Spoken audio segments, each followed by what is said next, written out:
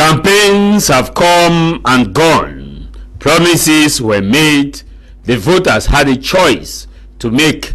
They went to the poll, they casted their ballot for their choice candidate, and the process ran all through with the Constitutional Council proclaiming the official winner in the just ended October 12th presidential election. After the campaign, what next? Like any other nation faced with lots of challenges, Cameroon is not different from that regard. In every election cycle, after the president is declared, there is a great responsibility on whoever is declared as the constitutional winner of the election. Voters will now be alert to see whether or not the promises made will be kept. Most often, the president ceases to be a candidate for a particular political party. He or she becomes a president for everybody in the nation, all those who voted for him, all those who did not vote for him, all those who did not even vote at all. He is their president. He is a president of the Christians, the Muslims, the pagan, the Hindus, regardless of whichever religion affiliation that you find yourself, as long as you are within that territory. And those who voted or those who did not vote for you also have a great expectation, and that is not different from the case of Cameroon. From the northwest region of the nation, the roads of the northwest region, focus. Many voters will want that the roads should be looked into. Electricity should be also looked into the southwest region, from Jan, Mundemba, Lebialem, Alo, Lewo, and also moving to Ekata, Bafia, Munyenge. Just to name these, the road network in these areas are deplorable, and the common man will want to see into it that this also becomes a major priority. Like one senator, or a famous senator, Belamoki, once said that the people of the southwest region, the main problem they face is the issue of roads. If the issue of roads is resolved, then we can now move to other issues which the nation and the people will want.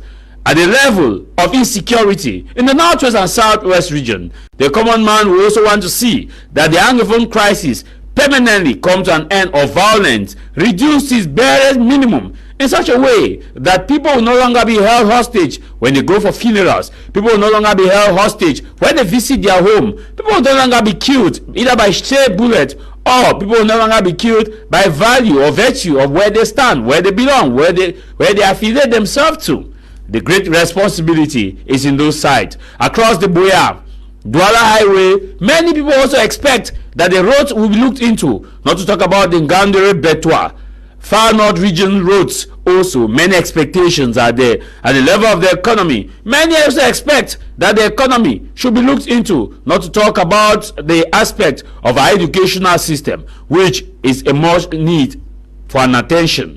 Not to also look at the judicial sector. Many people will want to see that the higher judicial council is convened and that judges are promoted to their respective ranks and file. Many also want to see that the head of state, commander-in-chief of the armed force, actually stabilized the health sector. The health sector of Cameroon is also another area that many people expect for it to be looked into. The agricultural sector of Cameroon itself is a sector which is not only creeping and crawling, it's a sector that can generate many jobs. Many also are expecting, in fact, the expectation of Cameroonians are so many that if one has to have to list them, one will need a full session to go point by point by point. Also, some other people expect the head of state to change some of his ministers, because to them they believe that this is where the problem is coming from. Regardless of whichever eye you stand, the president has been inaugurated. He is no longer a candidate under CPDM. He's a candidate, he's a president for all the political parties that actually belong to Cameroon. He's a president for all the tribes, all the regions of Cameroon. Whether you accept it or not, the inauguration mark the end of the electoral process. This is House of Commons with me, Tah Javis.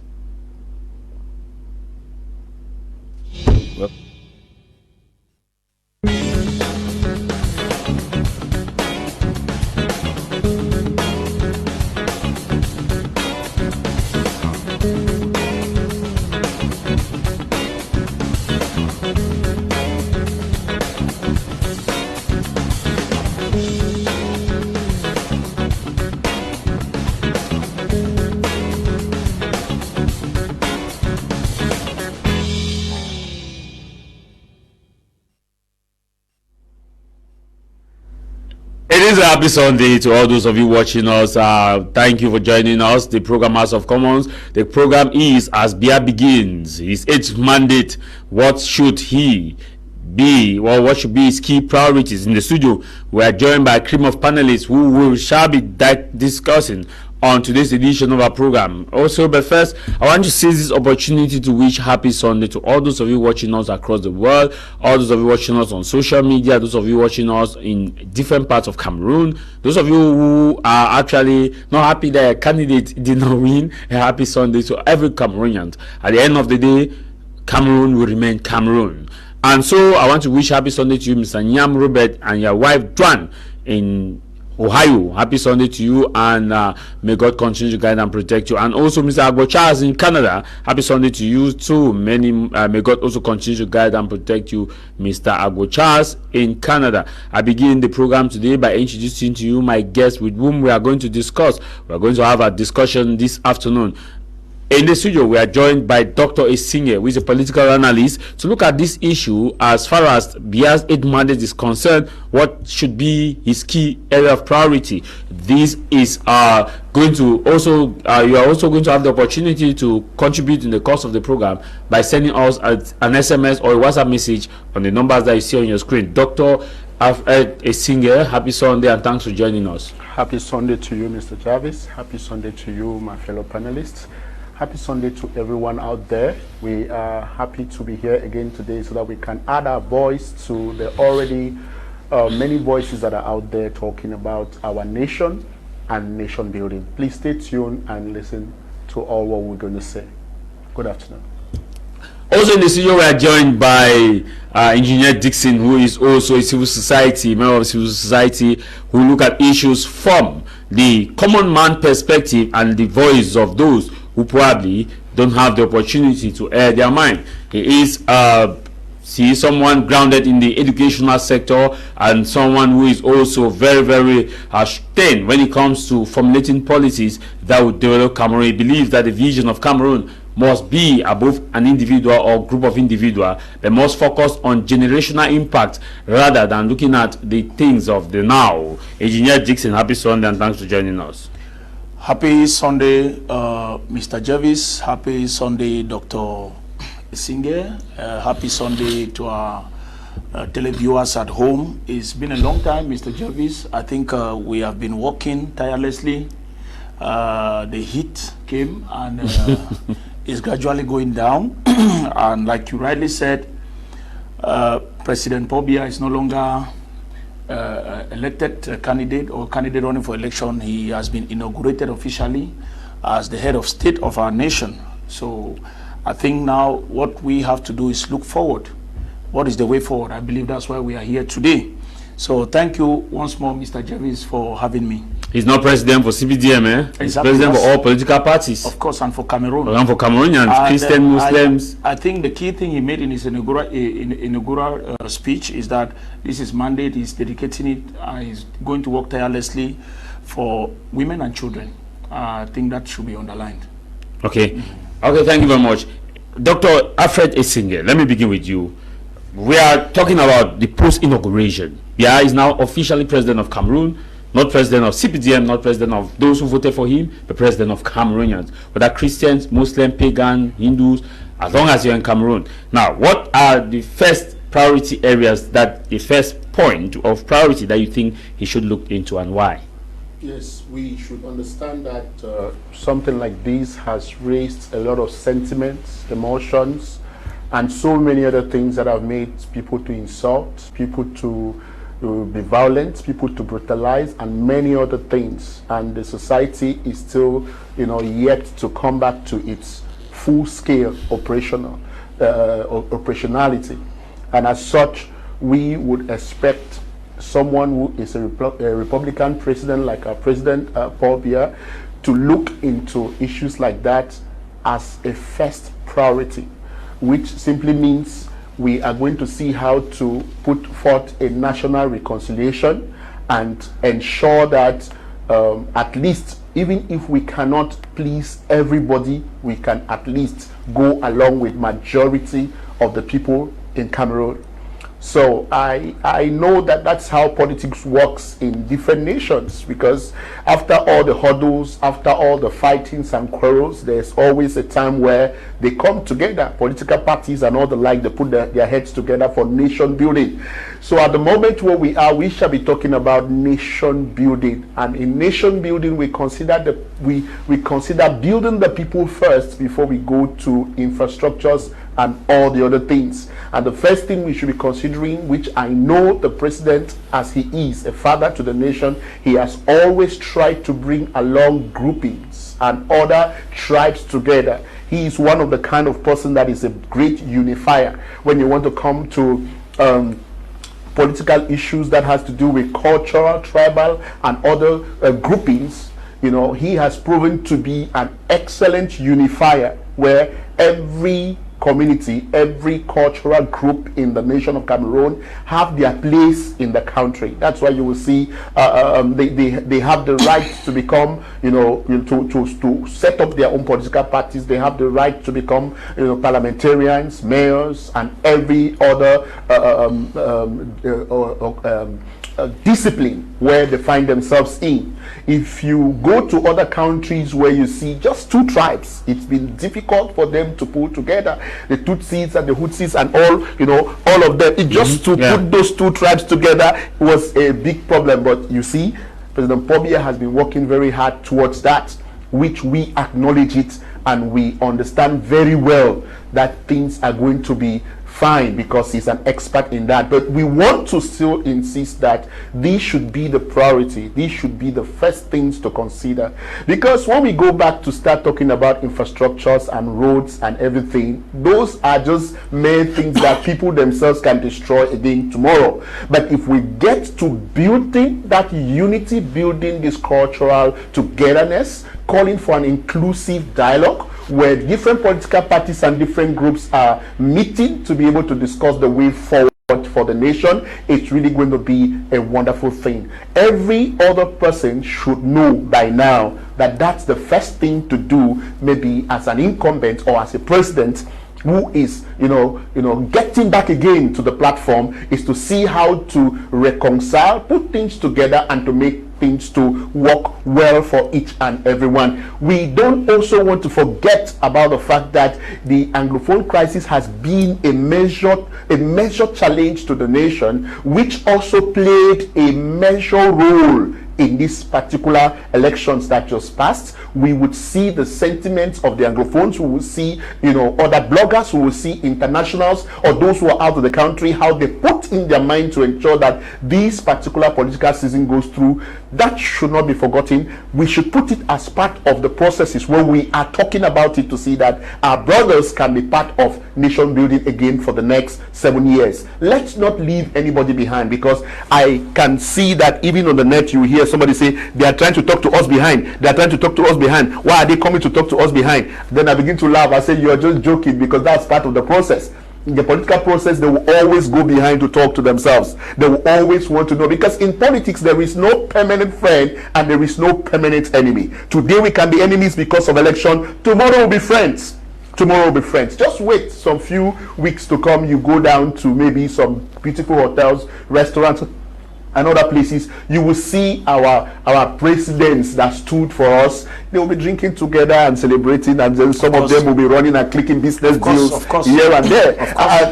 But we will be killing ourselves thinking that maybe, you know, they have deceived us or one thing or the other. No, you know, because that's not how politicians see politics to look like. Politicians see it as a game of interest and a game of strength. Those who have the strength, they dominate and they win, because they understand that politics is not just about counting of votes and voting. It's about how you can put your structure together in order to get the required B, to ensure that there is this, you know, there is this unity again, there is this oneness again, there is this you know, this feeling of belonging. Let everyone belong in the aspect of nation building. Let everyone take part in what is about to happen for these 7 years. And I'm going to also tell our other political parties that are feeling hurt that use these 7 years to be able to see how to build, you know, trust in the hearts of people again, to prepare for what is coming ahead.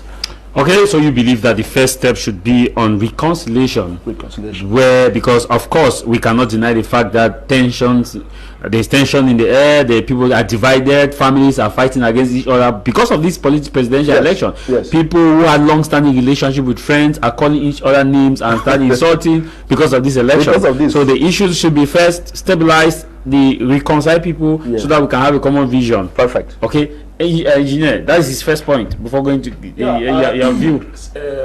Fortunately, I can say coincidentally we're thinking alike.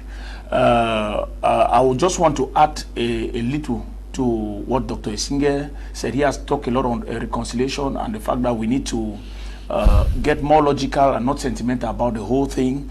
The sentiments of the nations is very high, and I think when we have platform like this to educate the common man, and Doctor has done a good job. But I also want to sound as a common man the expectation for this mandate. First, we want to see youth getting into government. We want to see youth getting into government. I think it's part of the reconciliation. If we look at the various groups of the nation, I don't want to look at tribe, I look at age group. Yeah. We have the youth. When I say youth, I'm saying active youth between 30 and 45. We want to see that vibrant, that young blood in the government. I think when we start seeing that we are being represented in technical positions within the government, it will bring down some tension that and the frustration that the youth have in the country. And when that is done, I believe I will still go back to what we have been saying, that the infrastructure is one factor. The infrastructure of a nation is one factor that can boost development. The rate of unemployment in Cameroon as at now is not too encouraging. I will expect the head of state to work towards that. He made mention of the fact that he has removed the ban on preventing direct integration from graduates from Economal. It's a good thing. People need sustenance. It's frustrating to go to school and you can't take care of your family. It's frustrating. So I think the head of state in this mandate should take employment very seriously. And again, Mr. Javis, we want to see the educational system work closely with the corporate world. There is a huge gap between the educational system and the corporate world in the area of skill transfer. There's too much story in our educational system. So again, the head of state with his technical members should look towards that direction. Mr. Javis, the head of state again with his technical team should look at mechanizing Cameroon agriculture. Before you go to agriculture, I want to do a follow-up. We talk about the huge gap at the level of the educational sector and the professional world. Exactly. But I don't know. It's also difficult for students to get internship. That's part of it. It's very difficult for students to get internship. That's part of it, because if we are talking of entrepreneurship and entrepreneurial training, the student needs skills, and the skills drive them to creating the employment. So if we want to see more youth creating small and medium-sized enterprises, let them have actual skill transfer. It begins from internship. After internship, they get to incubation, where they are assigned mentors. These mentors are owners of industry that mentor them in creation and operation of industries. But in the policy program of the head of state, yes, of higher education, it is also stated there. But why don't this institution respect them? Mr. Javis, it's one thing to have policies, another to have the technical team that put the necessary logistics, manpower in place to get the policy realized. So I'm using this platform to call the head of state, the attention of the government and the head of state in this mandate. He should look at the youth, and I'm happy Riley said in his inaugural speech that is a policy. He wants to take care of the youth. He wants the youth to feel belonging in this country. We should start from education. An educated youth is power, is human resource, and we need that to transform the economy. We need youth having skills that can give them sustenance, and as well pay tax to the government, which will put more money in the pocket of the government, and it will permit the government also to carry out more developmental projects that will benefit generations to come. That's what I'm trying to say. So leaving education, I come back to agriculture. The way we are doing agriculture is not the best. We have one of the most fertile land in the world, and we still have a lot of land unoccupied, empty land. We need mechanization of agriculture. Cameroon has a potential to feed the whole of Central Africa. I'm telling you from statistics. We can feed the whole of Central Africa if we do the right thing. So I'm also using the platform to call on the head of state attention that this mandate, we want to see action going on towards mechanization of the agricultural sector. But the Speaker of the House of Assembly gave him pen that Vasilio Big, that he should go and actually make decisions. Yeah, it's one thing to make decisions, need people to realize those decisions. So there should be actual follow-up on all decisions that will be made, because we really want to see that this mandate brings the change that we are expecting. Because Mr. Javis, I won't lie to you, the frustration we saw on the street is real. You saw what happened during the post-election when people felt robbed. It's normal for them to have that feeling. They felt they have voted, and that's their feeling. Now and it's coming because of the frustration. It's the frustration of the economic situation. You saw when people went to the street in Douala, they were going towards what? Food. They would go and break into a cold store and carry food. Some people were carrying pig. That's hunger. So I am saying the hunger can be dealt with when we look at agriculture. Agriculture alone can employ over 60% of our youth, because we start from production, processing, distribution. So if we actually follow that chain, agriculture alone can create a lot of jobs. And like I said, Cameroon has the geological capacity to generate food that can feed the whole of Central and West Africa. Okay, before I get to Dr. Singer, let me read this message. It says, good afternoon, Javis. Now that he has been sworn in as president of Cameroon, I wish his first 5 priorities should be: 1. Solve the Anglophone crisis; 2. Prepare and mentor a successor; 3. Set a true democratic and prepared a neutral ELECAM; 4. Adjust the very bad road network in the country; 5. Educational reform system. Good afternoon to you all in the studio. Alfred from Ekondo Titi. Thank you very much. This one is greetings, Javis. I am Hawa Ruta from Yaoundé. The 5 key priority areas that should be considered as the president begins his 8th mandate are: youth employment and employment, security stability, infrastructural development, economic growth and diversification, social development. Thank you very much, Hawa. Dr. Esinge, you talked about the fact that reconciliation first before we move forward. Now, what should be the second priority areas? Mr. Javis, the second area I want to focus on is the overhauling of the administrative system of Cameroon. Perfect. If you don't overhaul it, the same things will repeat themselves. You must overhaul the system, because a lot of these guys who are sitting in the offices have messed up this country.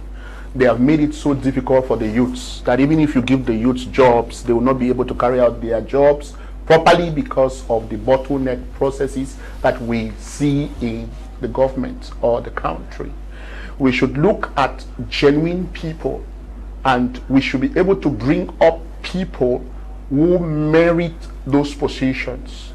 We should be able to look at people who are revolutionists, some people who are ready to go extra mile to ensure the well-being of the nation of Cameroon.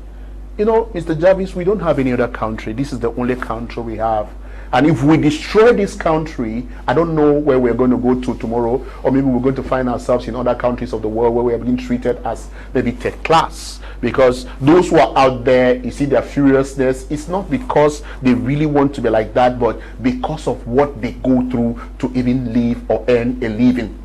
Why would somebody have a master's degree and cannot have a good job? Why would somebody have all those things and cannot have? Because some people who are not qualified are occupying places where they don't need to occupy. Because one of the things to do in a particular system or a governance is to overhaul the system to ensure that those who are not qualified are supposed to be handled.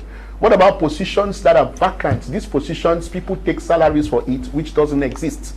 Those things are supposed to be sought out so that there will be enough space for those things we are asking for. There's this overhauling that must be done right in political parties. We must be serious about it, because A lot of people complain because even at the level of the political parties, you will see youths will be in a political party for 20 years, 30 years in a particular political party. Before getting to... They don't even get to anywhere. They don't even go anywhere. You don't have a future in a political party because some people are sitting on top of it. Yes, they are the ones disappointing. They are the ones maybe causing the youth to riot and to go to the extent to which we see the youths. And I think our president, during the inaugural speech, made it clear that he understands the frustration of the people. They are frustrated. Who frustrated them? It's not President Biya who did that. System. It's the system. It's the system. And those charged with the And responsibility. those people who are there. To give somebody a job in this nation, you need to go through several processes. Just imagine just to do an ID card, and they have told us the cost for an ID card, but you will go there sometimes to spend close to 25,000. You go sometimes to do a passport, you will spend close to 30,000 or so on and so forth. It's not the government per se. It's those are individuals who are stationed in certain places. And they will tell you that's c'est notre comme ça, c'est notre That comme is it. ça. And they will tell you it is normal to be like that. And if you see, most of them frustrate the government of this country deliberately and willingly for whatever reason we don't know. You see, because even the political parties themselves will testify that during this time, militants decide to frustrate them. Yes. And they were not frustrating them because they don't like their party, but because of The system. these people who are sitting there. You know, there's money to maybe support their campaigns and to do it. They take it and block it and keep it. And then you want to talk to them, they begin to threaten you. You can never become anything in this place because of this and that. So it becomes a pain in the lives of people. Of the youth. That's why I'm saying that even the youth who are working, they are not working freely. They are under tension, pressure, and one thing or the other because of the way the system has operated when it comes to the people who are there. Let educated people at least take the helm of leadership. I mean, people who understand what politics is all about, the dynamics of politics. Let's not bring people who have never understood what dynamic of politics is, and they feel that it's only to chop and not to give people to chop. That's it. Because it's this, there is this sharing formula that exists also, the sharing formula. You'll be given a contract, and on top of that contract, you will give this, you will give that, you will give that, you will give that, and finally you can realize what you yes, You call it a sharing formula. the sharing formula, which it becomes yes, it becomes a problem to the community and the society. I know the government, the president and the head of government are going to look into all this. Is it not also the Dr. Singer? This sharing formula, is it not also because of the way in which accountability system has been structured? For example, like you said, the overhauling needs to be done because there is the senior divisional officer of the division. Yes. There is the divisional officer of a division. Yes. Now, in the council session, the council must have the senior divisional officer to approve or to cross-check some of the activities. Yes. Within that same time, you have the governor of that region who oversees. Yes. Now, in the context of the Northwest and Southwest region, you have the regional assembly Okay. that also play that same, that the president of the regional assembly is supposed to be the chief executive officer. Yes. Now, this duplication is not the issue, which is also causing this sharing formula, because you have to share to everybody. All right. In such cases, if educated people and decent people are in those positions, life becomes easy. It makes the work easier. Yes, it makes the work easy. But unfortunately, desperate people are found in those positions. People who have never gone through training. People who have never learned what it means to be certain things. If you see during the election periods, the crisis and the violence, the police and the military acted totally differently. Yes. The Yes. military is well informed because they have been to other countries where they calm down these things and all the like. They are well informed, they are educated. Even they acted more than some even administrators. Yes, Yes. they are so disciplined. From that, you will see that education is power. So leadership must go to the hands of people who are trained in that job. The military in most circumstances successfully calm down the tension without even shooting a rubber bullet. If you see the peace that is existing now in the country, it's the military that has helped us to an extent. That's why you see the president thanked the military for the intervention and the good job they are doing. The job is a good job. We must accept it. the military exhibited talent, skill, and knowledge. How to manage dispute and conflict resolutions. That's what we're talking about. How can an administrator be? He has never gone to school to an extent where he can learn dispute and conflict. You know, because maybe he can bully, because he can do this, he can do that. As a weapon, they have bully. It's not. No, but there's also somebody whom I want us to really acknowledge here. The senior divisional officer, one of the senior divisional officer in Bafokeng, and he went to the field, he went to the market, and during the period of lockdown, and he told the people that, unfortunately, it's not, to talk about something. I have a clip. He told the people that he has not come to force them to open their shop. He has come to talk with them, to dialogue with them. Good. If for any reason they feel that the reason why they're not opening their shop is security, they should tell him he will try to provide security. But for them to close their shop or not to open, it is their choice. But he's begging them that they should see how they can revolve and move the economy forward. That's how we work in the society. And that is why I talk about the overhauling. This overhauling is very necessary. And I know in the days ahead, we hear of cabinet reshufflement. Sure. Are you sure? Because in 2018 we're expecting this. We will get it because some people need to step up, and why some people need to go out of it, because a lot of people fumbled during this period. Some betrayed trusts, some did not play according to their their system and their parties. Obviously there's going to be that cabinet reshufflement. The opposition also have to find themselves in the government, because they are part of the system of the unity government. Good. And that is why the reshufflement must come, for these people to find themselves in places, so that we shall carry on nation building together. And that is the thing. You understand? That is it. Family in one. Yes, family in one. And that is why we must do it that way. We must carry on these changes. And then we must ensure that some of these guys who exhibited poor governance or leadership capabilities should be removed from the way, and maybe sent to certain places where they will not see that opportunity to demonstrate those kind of those characters. It's very necessary for nation building, very important for nation building. Why are we saying that? Because we love our country, we want our country to be fine, and that's why we must keep Republican principles, Republican sentiments, only to build the nation and not to destroy the nation. We must keep it with our hearts, hold it jealously. And then those who have been trained to carry out these duties should be given the opportunity to do it. Now, do you know that a lot of people, you're talking about people go for internships and all the like. Some people they are taken to a particular company, and you're supposed to work for 3 months, and then they'll be able once. Then before they must take you or they send you out. But some have worked there for more than 4 or 5 years, and they are still in that condition. Yes, it's against the labor rule.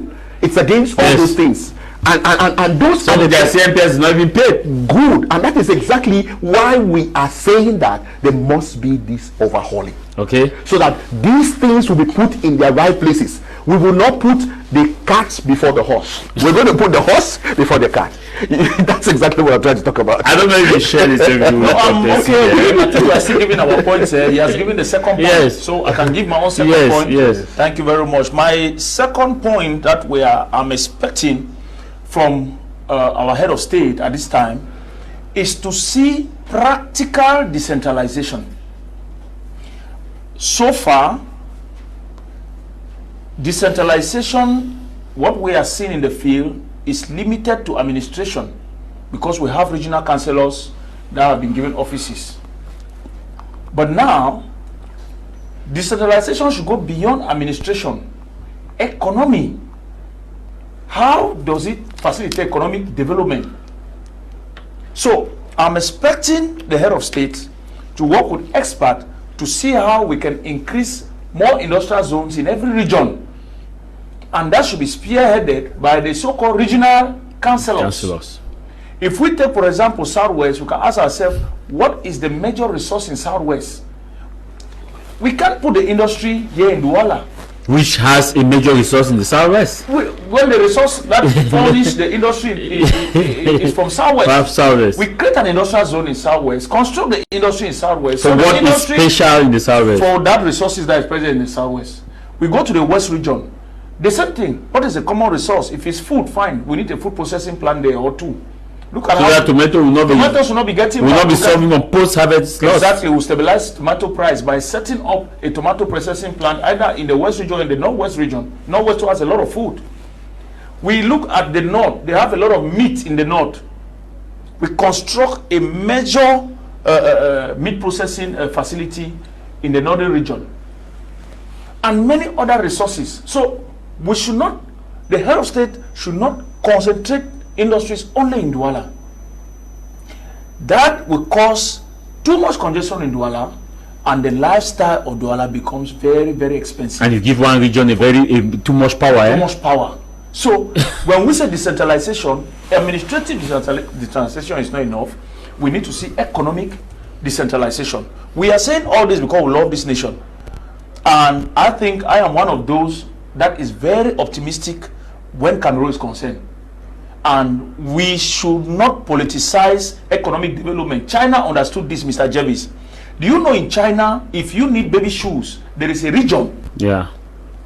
They say, Jiangxi, go to Jiangxi, that's where you buy baby shoes. You don't need to go all over the country looking for baby shoes. If you need dresses, suits for men, there is a whole region. That is what we call economic decentralization. So anybody going out to China, you are booking a flight, you want to go and buy suit, you already know that you are going to this region and that's where you get suit. So developing countries, we are at that stage whereby we need to plan our development 100 years. 100 years from now. Our development should not be planned 7, years. No. We should have a whole manual, 100-year development. That does not have to generational. That has nothing to do with political parties. It's a system. One leader did that in the world and is succeeding up till now. The president of Singapore. He gave a whole manual, 100-year manual. That's what Singapore is still running till now. Meaning he's still the one running Singapore from grave. He's dead. Lee Kuan Yew, their first prime minister, the man who modernized Singapore. China did the same thing. China did not look at development 5 years. No, they had a whole, they are working in a system. That's why their democracy is different from the whole world. People don't know that China has a whole manuscript for the next 100 years. But we have Vision 2035 now. We have Vision 2035. It's too small. If you want to build a nation, build 100 years, and that is what whoever comes in follows. And there are mechanisms that oblige whichever president from whichever party that sits on that chair. You will oblige them to follow that mechanism, because such a manual is developed with the consent and integration of all regions.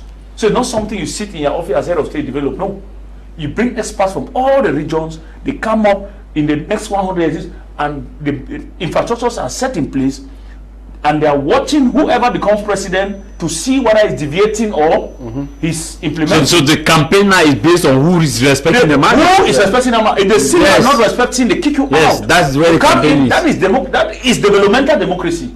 It's not a democracy we are seeing. We believe that one magic man will come into power and do like this. Asking for manifesto. No.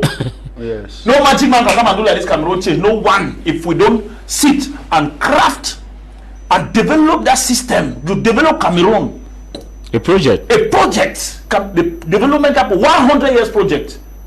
All presidents that climb in office, we know what we're expecting from them. We take that project and start sectorizing it now.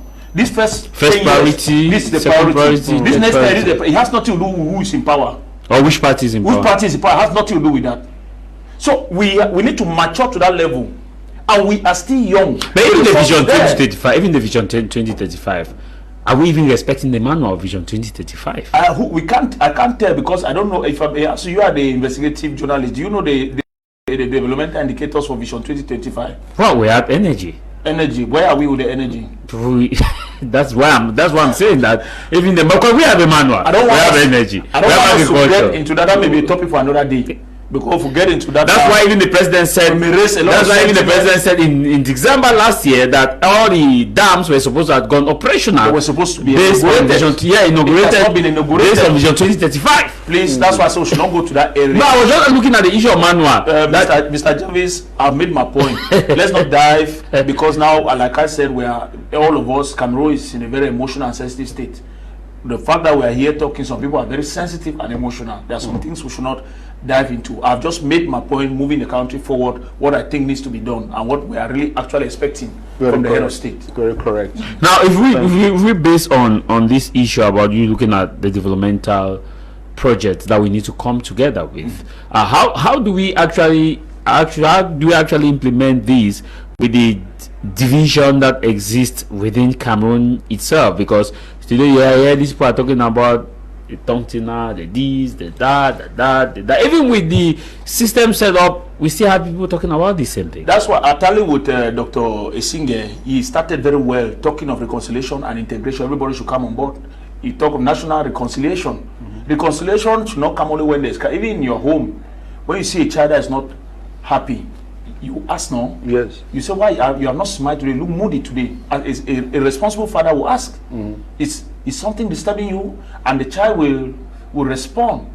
And then you will use your wisdom and mechanism within your house to see how you can make sure all the children are happy, not just that particular one. You understand what I'm saying, Mr. Javis? So I think Dr. Esinge has already given the roadmap to the government, and I'm just adding, they should begin by reconciliation. Everybody should feel belonging. Power is not for a particular group. Okay, before going to Dr. Esinge, you had raised an issue, I think that should be a year ago, 2 years ago, about our specialization. You said China, you use the model of China, that in China they have understood the concept of decentralization, economic decentralization. And they are making themselves the manufacturer of the world. No country manufactures more than China. Now, what in your vision should Cameroon be specialized on? Because you said, like, when we look at this country specialized on this, when this country specialized on this. Now President Poppy has taken over. Yeah. What should we specialize on? Before God and man, if the state is listening to me, the government is listening to me, they take what I'm saying seriously. Before God and man, Cameroon should invest in agriculture. The West, they want to eat bio. I don't know if you understand. United States, yes, want to eat they bio. Don't want to eat genetically modified food. To eat bio. If we invest in agriculture, Mr. Javis, we can export food from this country to Europe, America, and will generate huge sums of income. Let me remind you that Idi Amin Dada paid off debt of Uganda with vegetables. Go and do research from Uganda. Because when he came to power, he prioritized agriculture. With all the sanctions he received, he could sustain the economy. He sent vegetable to the UK. Do this research, you are an investigative journalist, and come back to me. If we invest, let's not follow what the world is doing, because in the face of any crisis, technology can fail. The only thing that cannot fail is food. It's agriculture. Agriculture will never fail. And the way we are going about agriculture, like I said, is not the best. When I say invest in agriculture, mechanize agriculture. Allow youth who love this sector, develop policies that make all those idle lands accessible to youths, and train them in how to maneuver tractors. Let experts be there to accompany them. Frustration after this year's election is so high. The reasons are many. If you bring on your platform for the same topic any Cameroonian, the stories would be numerous. Maybe at this point I should remind you that the visa fee for a journey to Cameroon are highest in the whole Africa. Now, how can you convince a stranger to come either for a visit in Cameroon or for investment? So, to me, to reduce the tension before the reshufflement of our president, the president should pay a visit to Ayok Tabe and Co, to Issa Chuma and Kamto, and reconcile them. And actually, that is how we should begin this nation.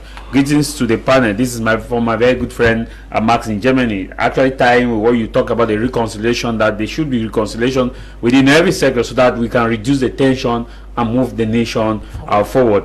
Dr. Esinge, you are talking about the overhauling of the system, so that we can have people who can be more pragmatic and provide real-time solutions than people who are there to say that we have been there, so you don't tell us what to do. Yes. So what should then be the next area of focus? Yes. Now we are connecting issues to issues because we want to ensure things move smoothly. Because if you are asking for something that cannot happen immediately, it means you're wasting our time. So we are talking about things that should come as a matter of urgency. We are going to ask the government to visit all old projects that were not executed. the monies that were given for projects to be executed in the country, and they were not executed. Some of these people have the money to give it back to the government. Some of these people have, you know, the responsibility to create these things. We're talking about roads and everything. Most of these roads, if you want to go and check in the government, money has already been given out for that road severally. You know, not once, not twice. You know, they have taken money for it. Some people have done that, which obviously works against the government. The Olympic Stadium had a prize that was given. After they came and added again, they came and added again. So we need to go back and then get to these people. Those who took contracts for buildings, government institutions, water projects, and all those projects, we need to get them, because those institutions would have created jobs for the youths. But these institutions are not functional. Why are they not functional? They are not functional because they are not complete, or they are dilapidated before they finish carrying out the project. A lot of people, maybe you say, okay, because of the bottleneck processes and everything, the money was shut in, so you could not carry out the projects. But I think that if you know you can't carry out the project with a certain amount, don't accept it. Because I think it is unjust and corrupt for you as an individual to accept a money or a project you know you cannot execute it, and it becomes a problem. So if these our projects, you know, can be revisited, a mixed control should be put up by the head of government, the prime minister, a head of government, to go and visit these projects. How many of these projects are, you know, let's say they hand it over to the government at the end of the day? How many of them are being done like that? You see, even common our markets, money have been given for markets for them to finish it, because those markets are going to help to increase the business flow in the community, then empowering the economic situation of our communities. Yeah, because those are the people driving the economy. You understand? Small and medium-sized enterprise. Good. Now go to Marseille Central, Marseille Kululu, and all the like. If you see what the government have put there as a structure, and the business going on there now, you will clap for what the government has done there. If this can be replicated in Tico markets, Munya and the rest, Munya market, Yaoundé, Mokolo market, Bamenda market, Tinto, yes, where these projects are carried out, people are buying from different places. I tell you, people will have jobs. This fighting and this complaints will not be there, because, like my brother said, the major problem we have is hunger. Our people are hunger, and as such, a hungry man is an angry man. So, but the people, we saw somebody with 2 fish. Yes, it was.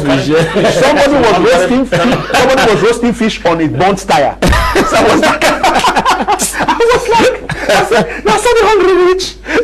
That's not the hungry rich. It's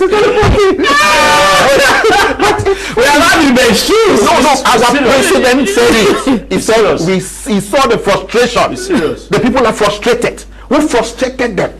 That's where the problem is. The system. So we need to handle incompetent people. These guys who take projects and cannot finish it.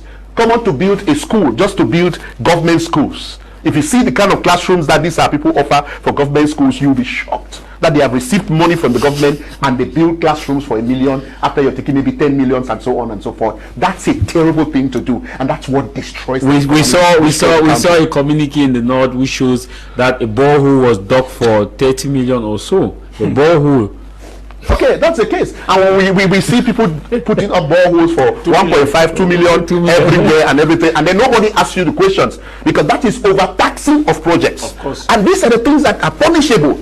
And these are because some of these authorities are sitting quiet now in their houses, because it's not them. And that's why you see, even during the campaign, many of them went and shifted. No, even if we do whatever will happen, what will happen will happen. But it is a very wrong thing, because you are destroying the beautiful nation that young people are struggling to build. Let's put our hands together with our president and the head of government to ensure that projects are being realized on time and handed over. And let everybody announce their projects, and let the country be aware of projects. I saw like in River States in Nigeria where Wiki used to, announce projects. Yeah. We have done this project. We are going to public hearing. Public hearing To inform them on what he's doing. Now, why would water not be in communities? Take for example, like in Biya. Moliko doesn't have water. You have a population of more than how many 100,000 in Moliko? Not just Moliko, Yes. Moliko, Munya, Bomaka, Mai 16. Yes. And then you move to the nearby villages. They don't have water. They have gone for 8 months. Munya has gone for almost 1 year, and they have without electricity. But that's a heart of Biya of Biya subdivision, the economy. Munya. To me, that is wickedness. To me. Because we can give these people boreholes. A place like Munya is a level land. Yes. Where you can build as many boreholes as possible in different quarters. And sometimes you can even bring in, because I know mayors and all the authorities, they have ways to lobby. Yes, they have the opportunity to lobby out and even in to companies. Yes. Please, we need 3 boreholes in this quarter and this. And why don't they do that? To me, it's wickedness. It's terrible. And the government should send out mixed control, not just a particular group of people, because they can be bribed. They can be compromised. Yes. Mixed control, like how when they want to really carry out certain cities, they bring the military, the gendarmes, That's the why I want police. to say the military should be involved. Yes, all of them. They go out for some of these things so that some of these people can be put to book, because that is the pain that brought children to the streets and they are hungry. And that is why we must visit those things. If not, you carry youths and begin to give them jobs. And let me tell you something. From my analysis, because everything that happened in the country, I don't go emotionally. I am very analytical when it comes to certain things. I saw the problems that people are talking about. Many are asking for change. What they're talking about is hunger. What they're talking about is, if chop be this for 55 person, they just yes. So some are asking for some job. Might just get some work. But do you know that you still hunger? Yes. Because you need a job to feed. Yes. Now, do you know that some of these youths, if they are given an opportunity to enter into some of these places, they'll be more corrupt than what you're thinking about? Because I see them even in some of these political parties. Okay. The youths inside there are more corrupt. Give them the opportunity, they will do more than what some of these other people have done. And that's why people should be given positions based on your worth. They should make investigation about you and your capacity to deliver. And then they will do a follow-up to any youth they give you job if you mess up. It's not just by building a stronger institution and accountability purpose where an auditing system which is better, because even if America did not have a powerful system, believe me. Do you know what this? If you bring Obama to Cameroon with this system, he will be corrupt. We talked about the beautiful ones are not yet born. Simply that you still give these younger people we're talking about some other thing ahead. They're going to spoil it for us. If the government does not take it and overhauling from bottom to top. This is going to be now not from top to bottom, from bottom to top. Some of these young guys who are keeping offices, and we go back to them and make investigations of how they ran such offices, and then we begin to bring them to book. We hold them to account. The other ones that are coming behind, they will say, hey, this thing is getting serious, so they will handle it. That's how China started. That is it. But when you just speak maybe a minister or a big man, they say, hey, they had a bit of money. But while the youths, the one that started stealing started from the mother spot, and that is what is happening in our quarters today.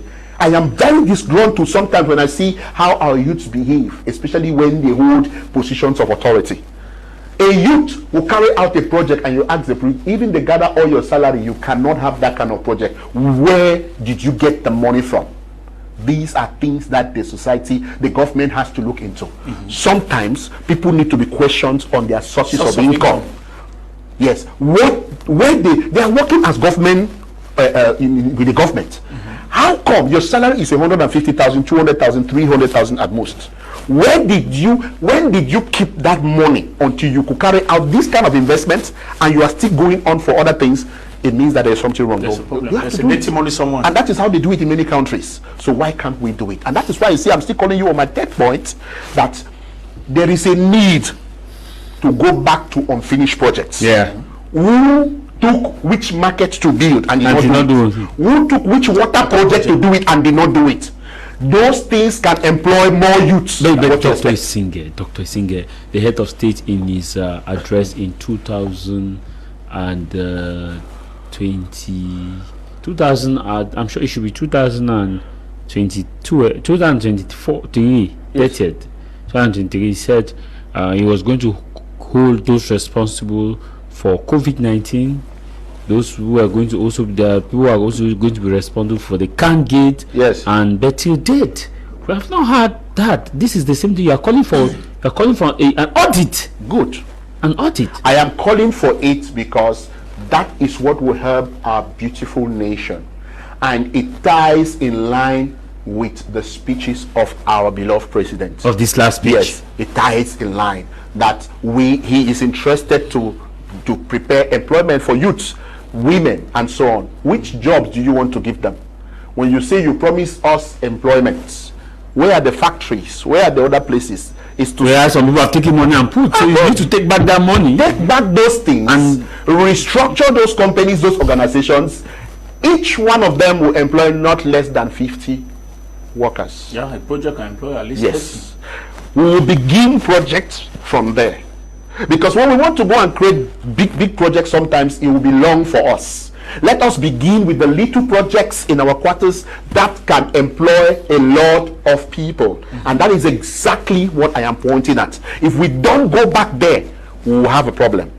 Okay, now, looking at what is going on in the nation, you will see that the transition is going to be very tactical and diplomatic. Let the system that has come up again not make the same errors they made before, because some errors they made before, they saw how far it has gone, it has cost the nation. Now let's not go back there. Let's ensure that every project should have a follow-up.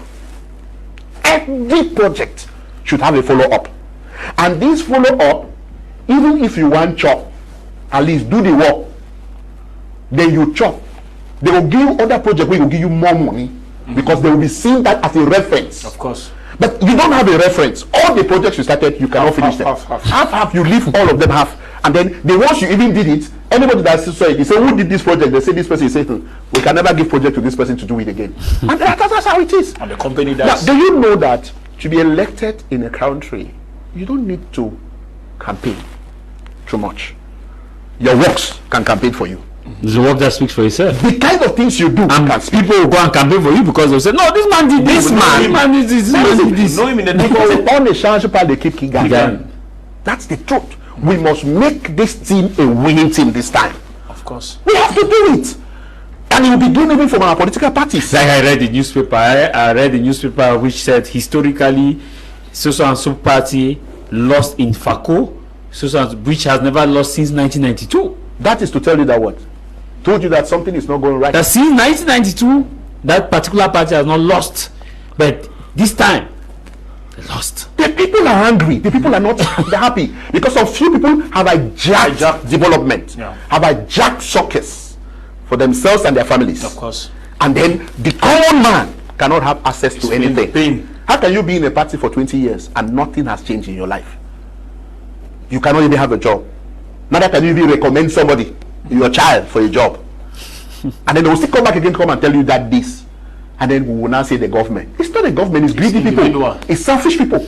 Okay, Dr. Isinger, we'll be coming back to you. Let us go to Engineer Dixon. Engineer Dixon, now your third point. Okay, my third point is the tax system.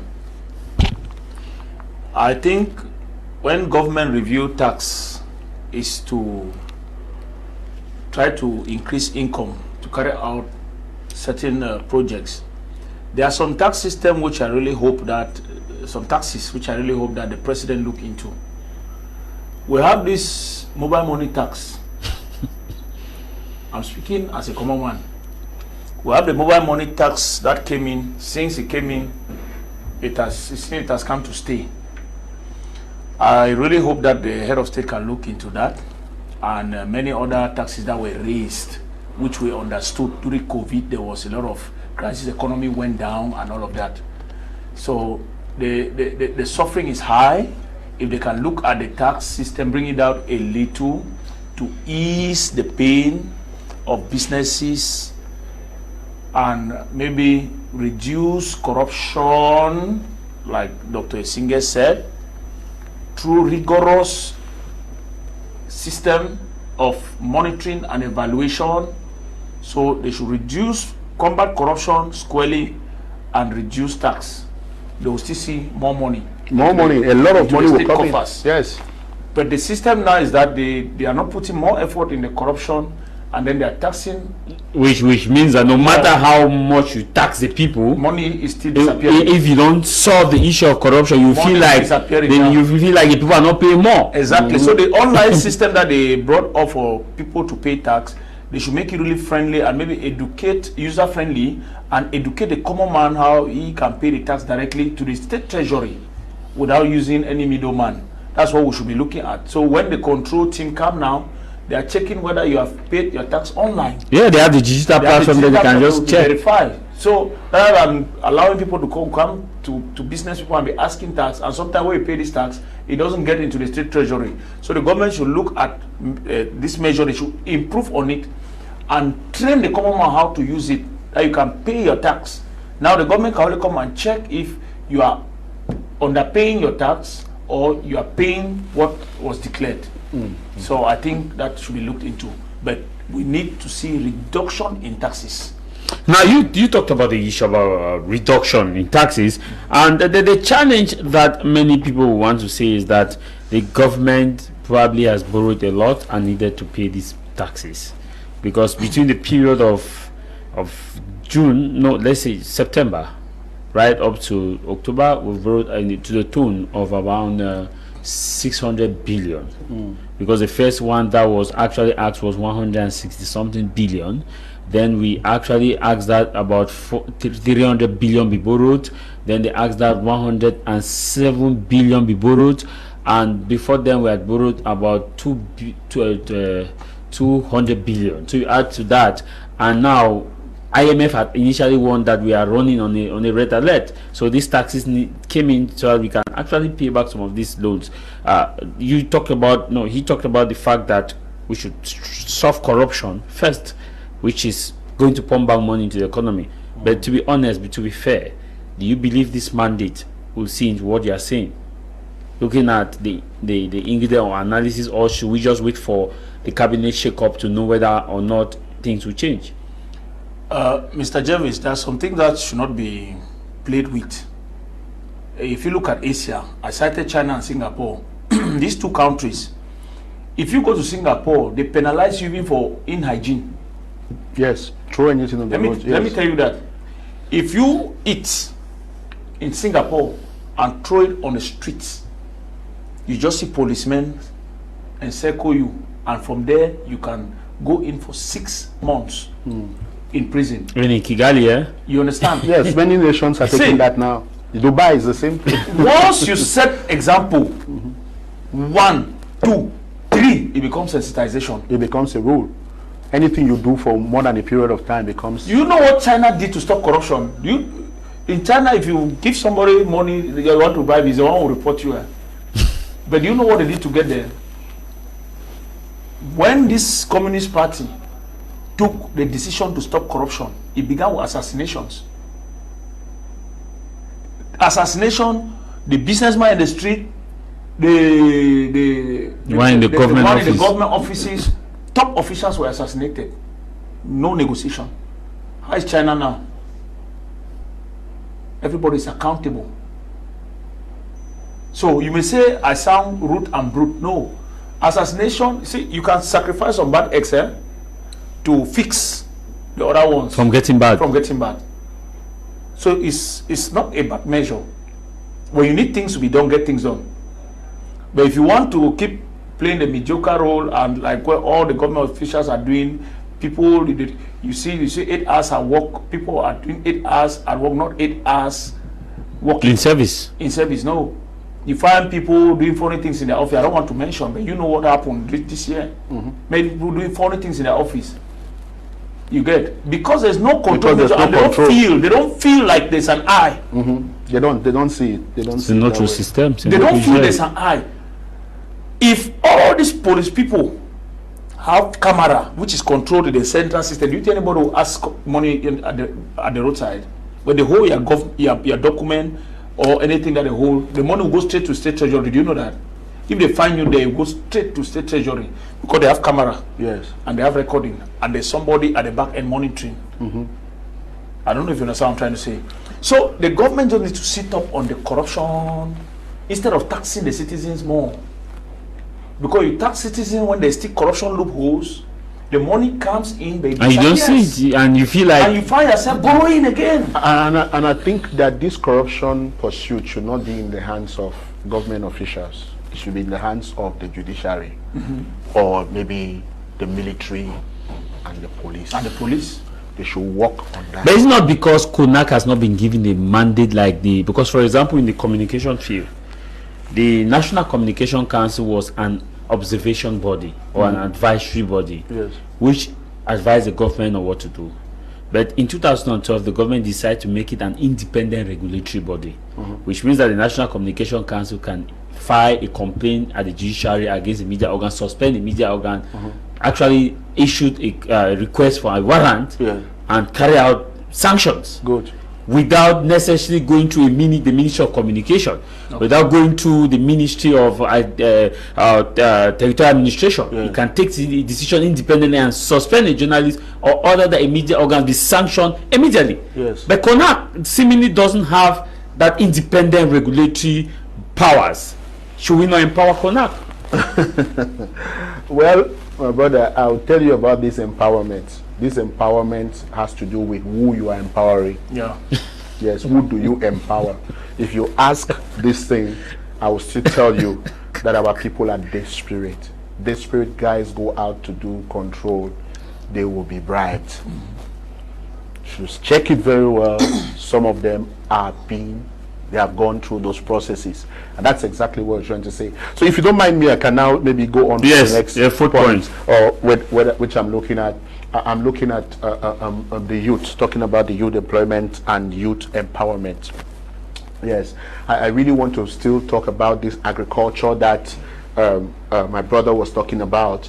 This agriculture is topmost priority, which means that the budget for Ministry of Agriculture should be a little bit higher than maybe the previous years, because they should be able to empower cooperatives, because a lot of cooperatives are suffering. We have a lot of cooperatives that are, on K-leg. They are suffering. They cannot really produce or go forth. And then we need to also ensure that these cooperatives are followed up to ensure that they produce what they are supposed to produce. Enhance their skills. Good. Then NGOs must sit up, because if you ask my opinion, I would say that most NGOs are owned by individuals. Something is supposed to be a non-governmental organization which others are empowered, or members are trained and other things. Go and verify what NGOs do. They buy soap and go and give to people. They buy this thing and go and give groundnut oil, and they go and visit orphanage. NGO. No, that's not NGO. That is social welfare. Those are the kind of things they're supposed to be doing for people. But the NGOs are supposed to be trainers, developmental, empowering people, skills, full training for people. Not just this kind of one day kind of a thing. NGOs should have institutions that they are put in place for full training of individuals. Perfect. Just like NGOs are supposed to be working with the Ministry of Employment and Vocational Training. They're supposed to be working with them. When some of these graduates come out from school, one of the places you go and do your starch and everything is in the NGOs. Enhance skills. But NGOs will take maybe they give them 5 million or this thing, they'll take 500,000, go and buy pad and give it. How will the country go forward? We want the government to work, but our local communities, we are not working. We are manipulative. You cannot do effective training, carry out effective training for the girl child. Every day you go and give them a pad, soap, and this thing. What happens after that?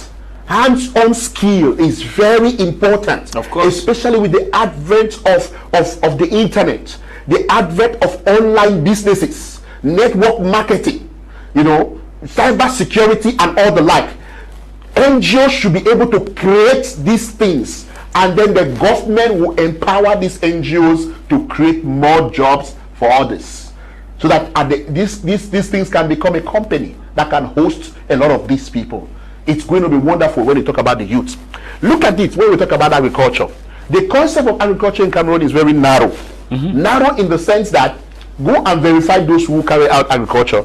In most cases, it's just 1 or 2 people that carry their business. And they're elderly. Yes, they are elderly, and then they have made their contacts abroad and get connections to do it. So the common man here cannot really do major agriculture. You may just be thinking that it's an easy thing. It's an easy thing. Look, you want to carry out a successful agricultural project, you don't need less than 10 million. Yes, you don't need, because only to buy seeds and to get people to work in the farm and everything, that money has already gone. And maintenance. Yes, maintenance, that has already gone. You know, so we need to empower agriculture, the employment and vocational training, and then look into these companies that are around to see how many Cameroonians they are employing. Of course. Labor laws are put in enforced for these youths that are already working. And if our people are not being employed by merit, because let me ask you a question. Why would you employ a PhD holder in your company or a master's degree holder, and you are paying the person 150,000 or 100,000? Too bad. That's an insult. In economy, we call it underemployment. Good. It's underemployment. It's not accepted. You know, these things should be checked in companies where people who are qualified. That is why in these multinational companies, they cannot take you when you have a master's degree or PhD, because they will not be able to pay you. They will tell you that. They don't want to accept you, and tomorrow. That's why a lot of people enter these companies with a first degree. They tell you that they have a first degree, and then later on, when they are inside, they begin to push for their master's degree, because that is when they know that they have the salary to match up with what they are doing. So youth should be employed based on merit or on merit. This is a serious thing, because every youth is crying out there. They don't have anything that you can be employed. If the government start employing people now, many youths don't have any certificate to show for it. Most of the people who even went out and complaining, we don't have jobs. Ask them now, do they have ID cards? They don't have. But many will tell you that they have certificate. Because let's look at, for example, the number of graduates which each university would usually do a year. University of Biya, let's take a time frame of 10 years. University of Biya averagely graduates 6,000 in 1 December, in 1 year. Now, if you calculate that number of calculated, most of those graduates are no longer in the country. You go to other, they are not there. Private universities around, you see that a lot. I've done a bit of research here. You move around those core box places, you'll be shocked that most of them have first degrees there. Some of them, and you will hardly see those ones causing violence.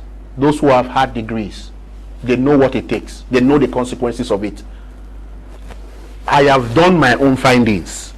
Those who are educated can hardly go and cause problems because they understand consequences. But those who are not educated, they are the ones asking for job the more. All right, let's create a lot of unskilled jobs and give them maybe chantier jobs and all the like. But those who are educated, let them be compensated. Let opportunities be given to them to benefit from their sacrifices they have made in our schools. Why will you be employing an advanced level holder when there's a degree holder, someone who is skilled and can work very well? You refuse to pay them in jobs that is a degree holder that is supposed to carry on such jobs. Let's go to banks, let's go to other institutions who have employed some of these people and kept them there for 2-3 years without employing them. 2-3 years without employing somebody. It is happening every day. We are seeing it. You take one, you say you be for 1 year. It's against the rules. That's exploitation. Yes, exploitation. 1 year they work for you. You say, okay, if you want to come and work again, renew the contract. Because go and reapply. Go and reapply. Yes, so that they will know it's not like they are breaking the labor law. Yes, like it's a new application. That is Koniman die, Koniman burial. These same people will expose you tomorrow when real things will come, because they will carry their documents and show we worked in this company for 4 or 5 years. They never integrated us until our age has passed. We cannot get a job again, and that is what we are doing to a lot of our people, to work for them for free. It's happening, and the government should look into this and ensure that these things are covered, especially when it comes to the youths. Please, let us empower also those who are into small and medium-sized enterprises. Let them create more jobs for people to carry on. And they need training. They need training. The government need to create platforms to train all these young Cameroonians who want to become entrepreneurs. Good. They should train them so that they become experts in what they do and employ people. So that is what this thing should be done. And it should not be based on giving money to someone, go and carry out a training. No, it should be based on a follow-up program where these people are trained en masse. Of course. They are trained en masse. The government organizes a mass something. Seminars. Yes, seminars. Bring experts. Yeah, where experts train them. But I want to ask a question. You are saying the government. Yeah. You have a member of parliament in a constituency. Can't he sponsor some of this training for people in this of small and medium-sized enterprises? But you ask us to talk about the government today. Yeah, yes. We will talk about They are part of the government. They are part of the government. They are part of the government. No, for now we are talking about what we want our president to do. Okay. So after that we'll be talking about what our parliamentarians do. So because for now the government should follow up. The government is responsible for following up to ensure that these people are actually being employed. They are not just working in one enterprise that is not working. You work in agriculture, we say we are doing agriculture and nothing is working. We're using cutlass. Yes, our cooperatives are not functional. How can a cooperative be existing for 10 years? Nothing is happening. Dr. Singer, you also not blame the government on this, that most cooperative people have decided to be like some government ministers. But we are not blaming anybody now. We are telling the government what we think. Because the government will tell you that they are frustrated based on the nature of some of these cooperatives. Exactly. Some of these are very crafty. Yeah, they behave like government ministers. You see, they'll just go and take names of people. Somebody just go and take family members. Yeah, family members. And when they come, they collect the stuff and they enter the It happens. It happens. So that's why we are saying that there should be strict follow-up at the level of,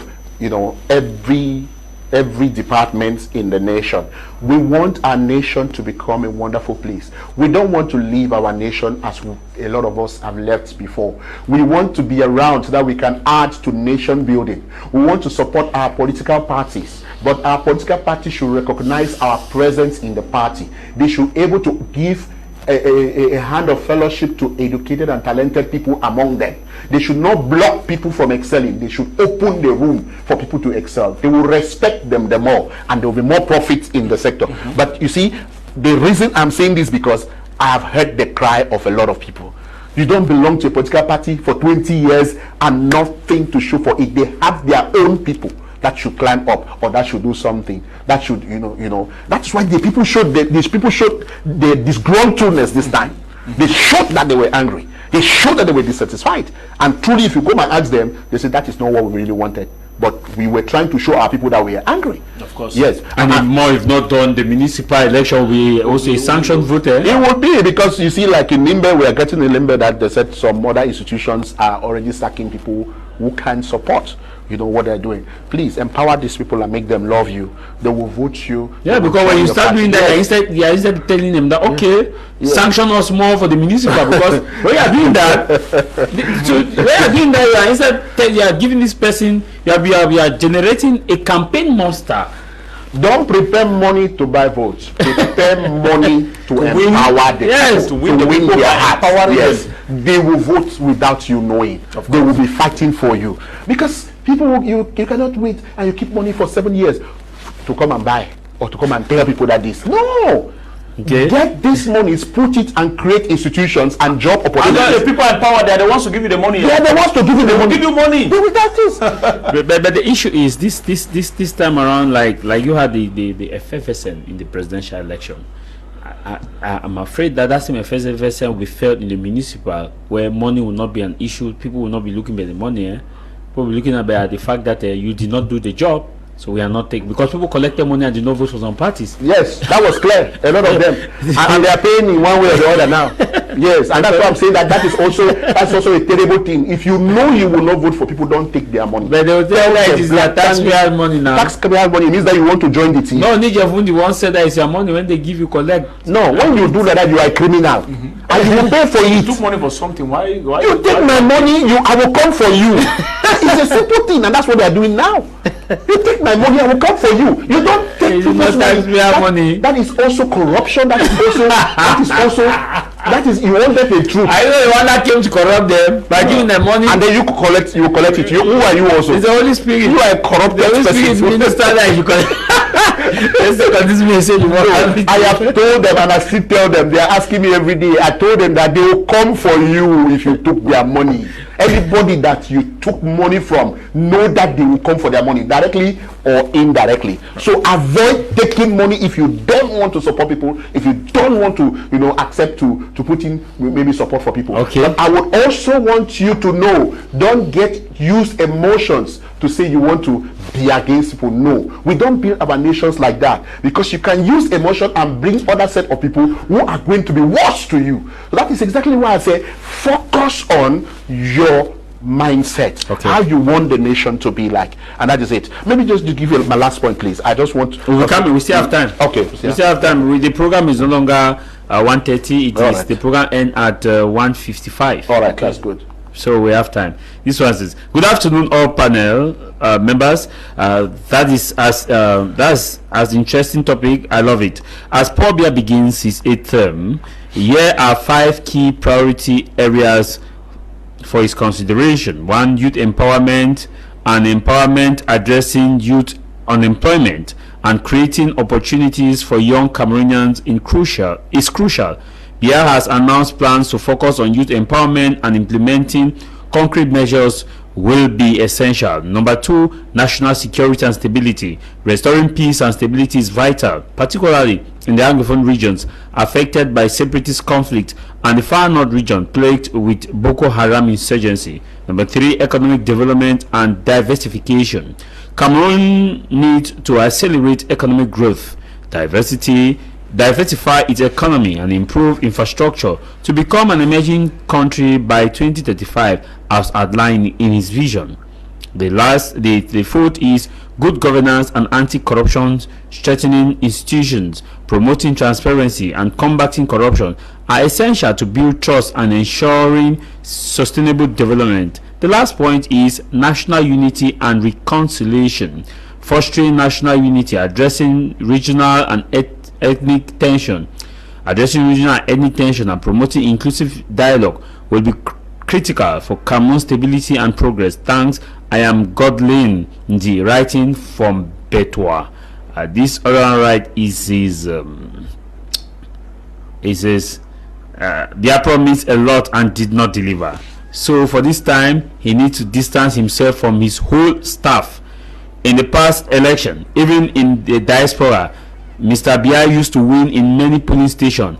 This year, only in Russia he did win, which means to reconcile the country, he has to go to Ayokta, Bechiruma and Co, because those are the stick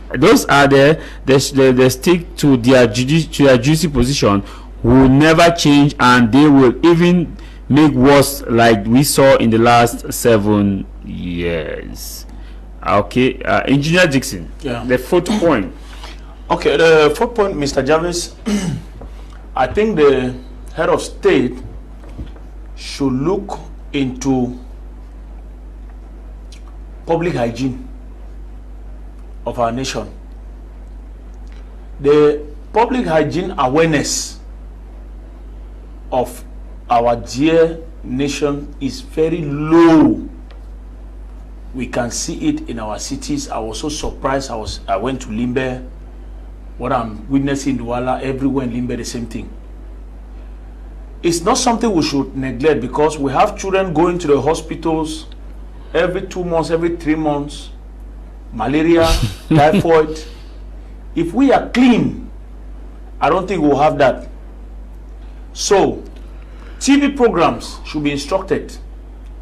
Radio houses, schools should be instructed to integrate public sanitation awareness training, if like it's done in other developed countries that are clean in Europe. A child from primary school knows what hygiene is. Secondary school, compulsory. And when you see their behavioral pattern towards hygiene, You see, you love staying around them. But in our case, it's the reverse. I don't know if we see ourselves as human beings.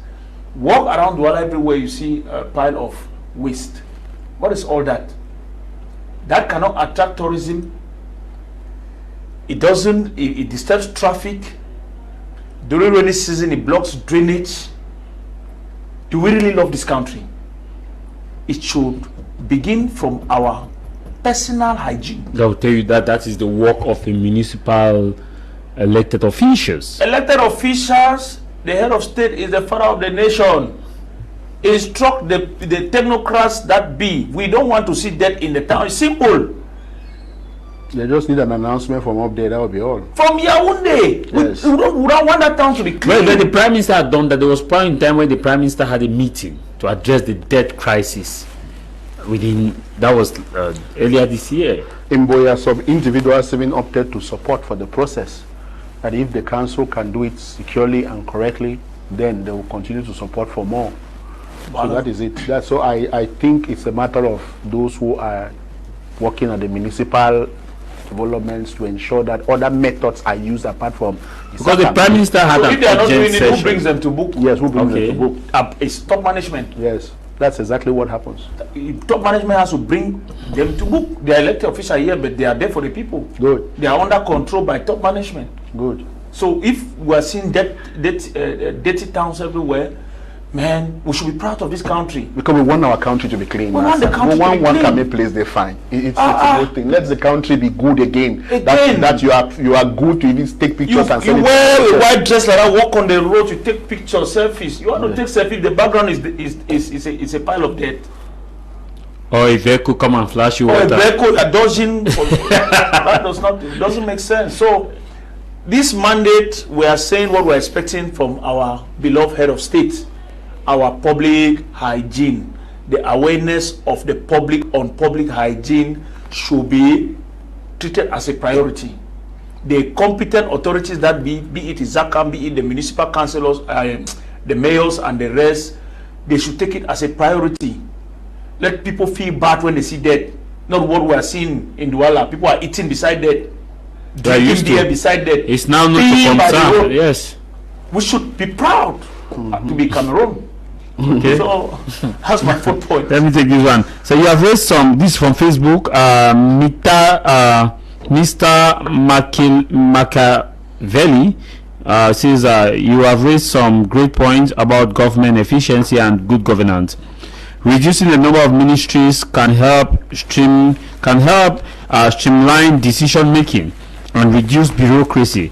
China is a good example of a country with a large population and a relatively small number of ministries. Let the government do this. Reduce ministries can improve governance. Right people in the right places are crucial. Integrity and courtesy and professionalism are essential for development. Streamlining government structures can help reduce corruption. Such suggestions could lead to more effective governance and better allocation of resources. We also have Legend Clovis watching. He says that the government is just from borrowing money, Eurobond 930 billion. This one, Stephanie Chelsea, tell the government to learn how to go for retirement like others. Cameroonians who goes for retirement at 60, they should stop coming with new projects every year that cannot be executed. This also all those are watching on social media. Yeah, fit point. We have about 6 minutes to go. Yes, I think there should be some kind of a heavy presidential pardon, because this has a lot to do with the development of our nation at this moment. Presidential pardon, where the president looks to the prisons and give amnesty to political prisoners, especially political prisoners who are not involved in crimes, because a lot of these guys entered into crimes. That's why we tell people that when you're angry, don't break, don't burn, don't destroy, because the law does not recognize that or on certain things. No. Some people did not commit any crime, the only crime they committed is because they air out their view. They said we wanted this and that. It's okay. I think that is also in democracy. You ask for certain things, which I think if these people are given an opportunity to come out, you sit with them, discuss things, say, all right, what you ask is heavy for us now. Give us time so that we can work on something, so that it can better everybody. Because that's why if you go to court, you want to break a marriage, you don't go that same week and they dissolve the marriage that same week. Sometimes marriages stay in the court for 4 or 5 years. They have not dissolved it, because people can always change their minds. And I think that the government has done that at this process. And well, they may still have some time they're following, but I think political prisoners should be given amnesty. They should be looked into their Those case. who have not committed any crime. Yes, those who have not committed a crime, by killing, by burning, by destroying property, they should be released so that they can go out and, enhance the reconciliation, and it will be good. A lot of people are going to be appeased during this process. A lot of people will be appeased, and that is what we are pleading with the father of the nation, because I came to discover that even political actors, they recognize President Paul Biya as their father. Yes, because if he is not in the seat now, the conflict that will come among them will be powerful. But because of his presence, a lot of things are not going to be like that. So we are still trying to call on him, a father of the people. Please look into it and pardon our political prisoners and give them an opportunity to be able to take part in nation building and see how the future will hold for us. It may not be an immediate decision, but please look into it and consider it, so that the people are going to be happy about it. And then some of the people that have run away from the country, give them an opportunity for them to come to the country. Then they sit on the table without any brutality or maybe arrest or whatever, but they can be able to talk sense into the society. Because I think, because from what we saw is that this particular election was mostly influenced by people who are disgruntled with the society, and most of them are not even in the country.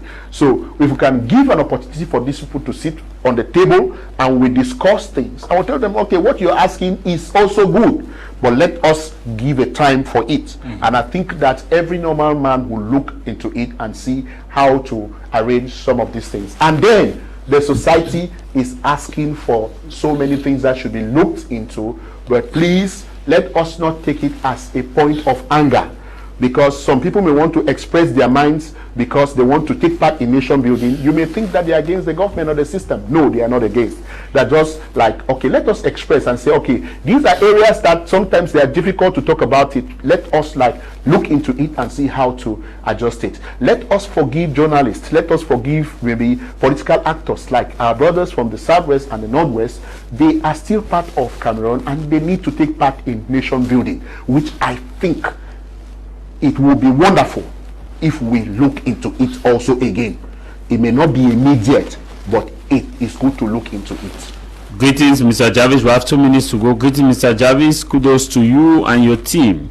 I have just this observation to make. In as much as we expect the best from the government itself needs to act in ways that will make the population feel they are out for the best. In the first place, why did the government suspend PhD programs in universities?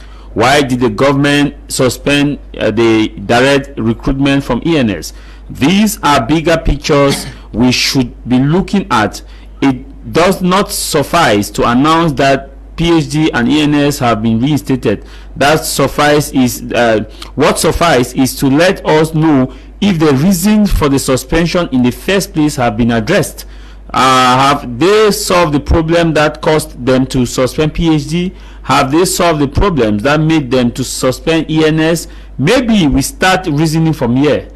If the problems have not been solved, then we just get up and reinstate the programs again. Then we are on a mission to fabricating more problems for the country. Thank you very much. Engineer, your last point briefly. We're out of time. My last point, very brief. to encourage creativity and innovation amongst youth, which I believe can drive the nation forward in the area of technology. The government should work with technocrats to see how they can enhance these entrepreneurship incubators, which I think are found in some of our regions. I think there's an incubator in Southwest. It shouldn't be only in Southwest. All the 10 regions should have incubators. These incubators will serve as centers where creative Cameroonians who have innovations can come and present. Schools that have innovations can submit their innovations there, and if evaluated and is found worthy as something the country needs to push the economy forward, then from there the team that work on it can be accompanied towards enterprise creation. So I really solicit that the government should look into indigenous innovation support for youth. Okay. Javis, make I hear again you the first people say me them go vote. We say them go Tiva, and you say you know here early from Betua. I will still force people to go and register massively to vote in this municipal and legislative election. The reason is because municipal and legislative election is the most important. And believe me, you saw how your participation influenced this election. The party moved from 70 something to 53%. It means your effort paid off. Don't be scared. Municipal and legislative election, we saw political parties losing in areas where they have never lost before. And let me assure you, the result of the municipal and legislative election don't need 2 weeks. It is on the same day after the close of polling. If Cameroonians know what is important, what they need to do is that they should go and register massively and vote. Because if they don't register massively and vote for the municipal and legislative election, then they cannot guarantee an accountable, transparent government. Whether you like it or not, you may think that nothing has been achieved for this municipal election. I will tell you, for the presidential election, I will tell you a lot has been achieved so far. The lot that has been achieved so far is that we have gotten to know those who are actually opposition and those who are not opposition parties in Cameroon. Thank you very much for coming. Thank you very much, Mr. Javis. Thank you for bringing us again to this program. Thank you very much for coming. Thank you, Mr. Javis, and happy Sunday once more to our televiewers.